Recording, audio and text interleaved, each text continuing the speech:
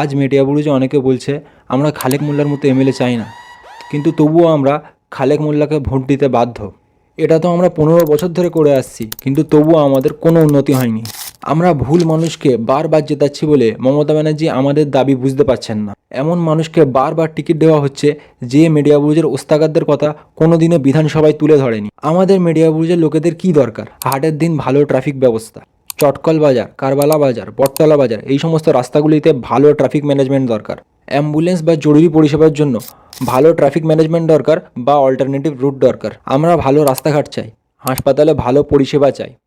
বটতলা library school, Baratala high school, Kachharibari school, এই সমস্ত স্কুলগুলোতে কমার্স ও সায়েন্সের সাবজেক্ট নেই। গার্ডের নিচে ওস্তাকার মেয়েদের জন্য একটাও ওমেন্স কলেজ নেই, যার কারণে আমাদের এখানকার মেয়েরা উচ্চশিক্ষায় শিক্ষিত হতে পারছে না। আজ মিডিয়া বুরুজের যে সমস্ত ছেলেরা এসআইআর নিয়ে আন্দোলন করছে, এমএলএ সাহেব তাদের পাশে দাঁড়াচ্ছেন না। এত কিছুর পরও কি আপনারা খালেক মোল্লাকে ভোট দেবেন? আমরা যদি খালেক মোল্লাকে ভোট না দিয়ে অন্য কাউকে ভোট দিই, তাহলে এটা সরাসরি মমতা ব্যানার্জির চোখে পড়বে। এই সিটে এত ভোট কমে যাওয়ার কারণে, যাতে পরের বার তিনি এমন লোকেদের টিকিট দেন যারা ওস্তাকারদের কথা ভাবে, যেমন বাচ্চুদা, তারিকদা, এদের মতো নেতা।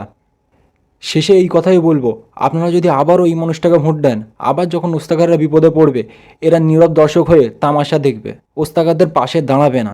তাই আপনারা ভোট দিয়ে প্রতিবাদ করুন। আপনাদের প্রত্যেকটা ভোট ম্যাটার করে।